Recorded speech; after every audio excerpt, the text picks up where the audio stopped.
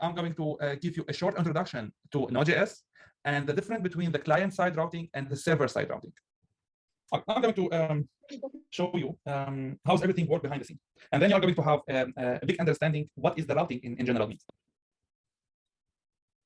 Okay, so I'm going to move this one here. Okay, let's see, first of all, how the connection between the server and the client is going to be. We have browser, right? Like Chrome, Firefox, and Safari. When the client is coming here, he's searching, for example, for Google. The browser is sending a post request or GET request, let's say it. He's sending a GET request to something called server. And server is going to be hosted in a web host. Web host is a place where it's like a computer, but connected to internet and turned on every time. And most likely is going to be in Europe. Recently, you can find in Europe, America, Pakistan, Middle East, or those kind of all kinds of countries. Before, it's only located in America. You can actually make your own web host from your home. You can actually have a computer without screen connected to internet, and you can install the website on it. But it's supposed to be connected through your internet connection. Okay, so the server is going to be on a web host, and web host is located somewhere. For example, Matrix Master. I make the web host. I put the server of Matrix Master in Amsterdam.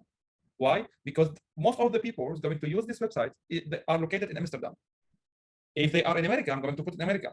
But I cannot put the web host in America and people are going to use it in Amsterdam. And then the traffic internet is going to go to America and coming back. That gives you a bad connection and bad traffic.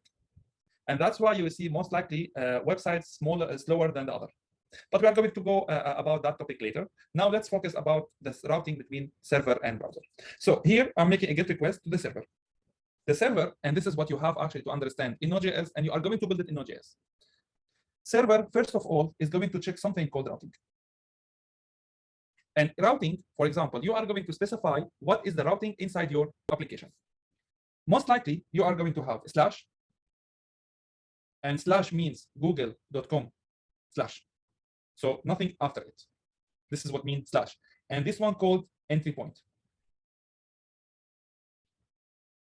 And you have also another one called, for example, about. And you have another one called contact.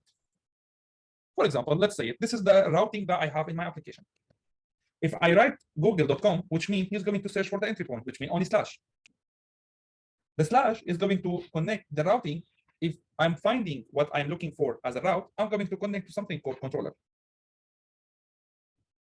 Controller is only having a function per route. So if I have here a route for slash, I'm going to connect it to, for example, a function called entry point. And if I have for about, I'm going to have render about. And if I have for contact, I'm going to call it render. Render, for example, contact. Is that clear now?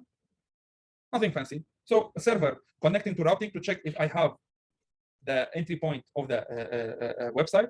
And if I have it, I'm going to have the controller. What does the controller do? The controller is going to check if the page has data.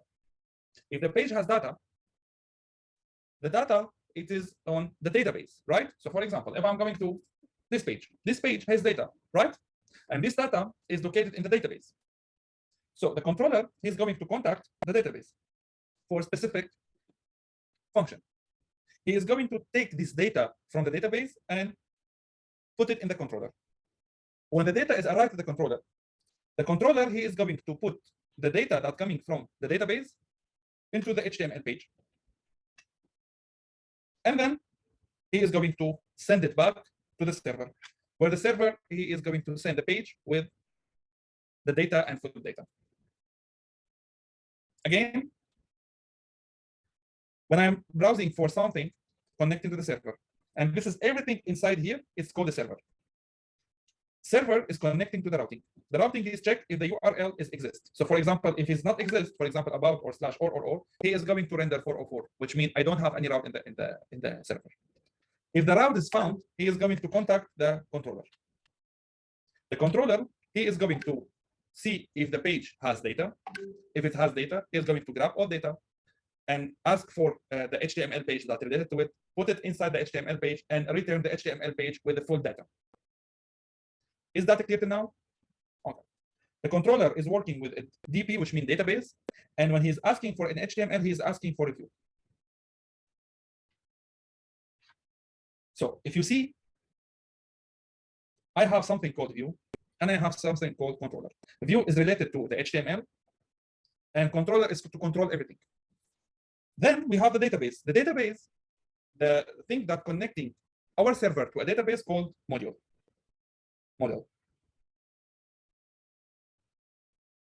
And that is the backend. In a short introduction. If you see here, we have controller, we have model, and we have view. And this is the design called MVC. Most of the backend working with MVC. MVC is a model, views, and controller. Models is to connect database. Views is to connect the view, the HTML page, or let's say the static files. Controller is to control model with views. Is that clear now? And this is Node.js. If you want to see it as one big image, MVC. Now you are going to ask me, okay, what the hell is client-side rendering and server-side rendering? Simply, browser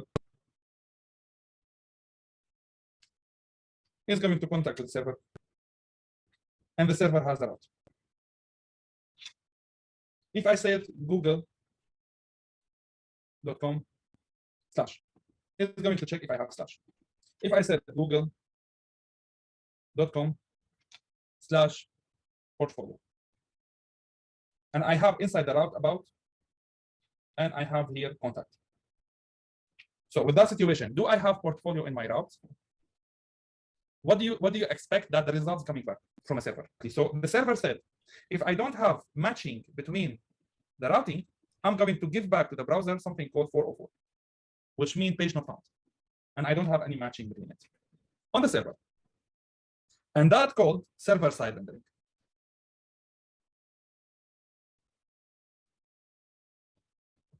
Which means all the routes are located into the server side. So all the requests, it's coming through the server and checking if everything is nice. Okay. Client side. If you want to run JavaScript into a server, you have to use Node.js. Yes. But JavaScript in general, it works only on the browser because the browser has a memory. And this memory, it's take care of running JavaScript inside the browser. So when I am having JavaScript, it's inside my browser, in my computer. And the memory that has the browser, it's using the memory that inside my computer. That's why sometimes when you are using Google Chrome a lot, you will see that the fun on your computer is really high because it uses the memory of your computer that lets JavaScript work. Yes, are you agree with me? Okay. Just like I make it easier for everybody to understand, when you are installing React Route DOM, it's a library of React, and React is a library of JavaScript.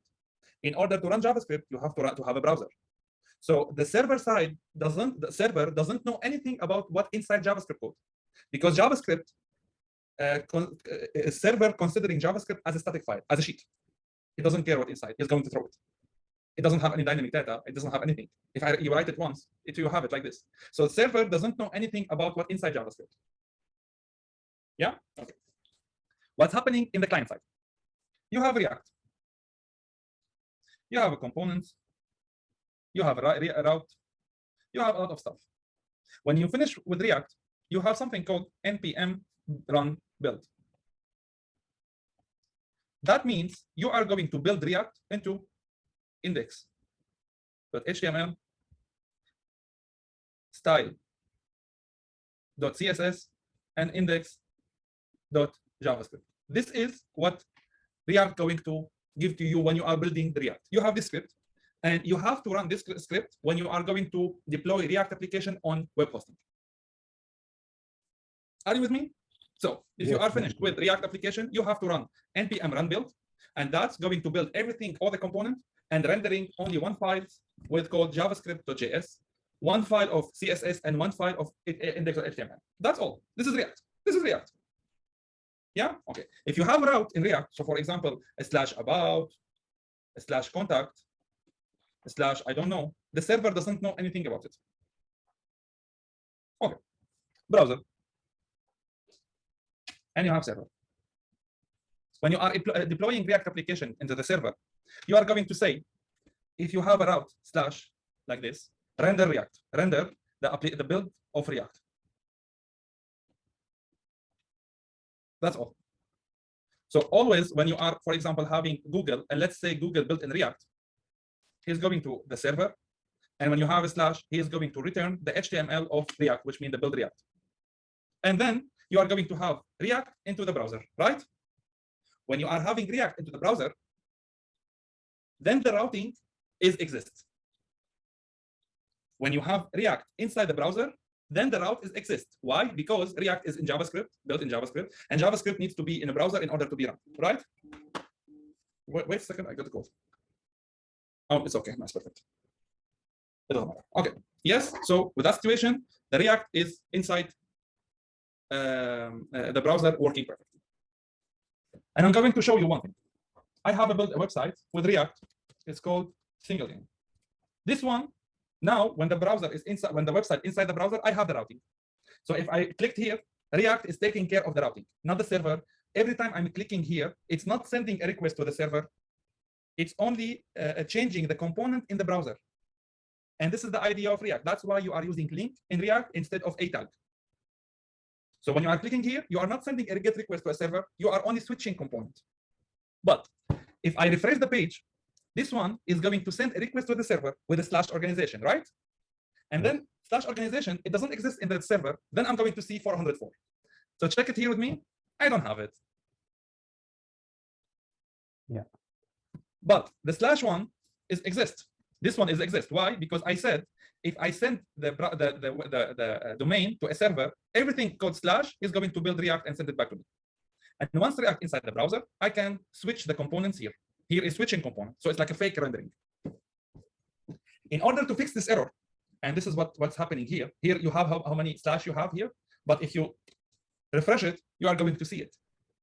The trick that you are going to use in order to prevent this issue is to say everything coming from the server side, from the browser, everything coming from the server, from the browser, he's supposed to render React. It doesn't matter what the URL is, he's supposed to render React. So if I say, for example, Google/about, and about, it doesn't exist here, I need to configure it to render React. And then when React arrives to the browser, and then I'm going to check if about is inside React, and then render the page. If not, I'm going to throw from React 404. That's why you don't have to refresh when you are using React. Okay. And React is only built for a single page application, such as Facebook. Facebook, you don't have to switch between pages. You only have one page and you are scrolling between data.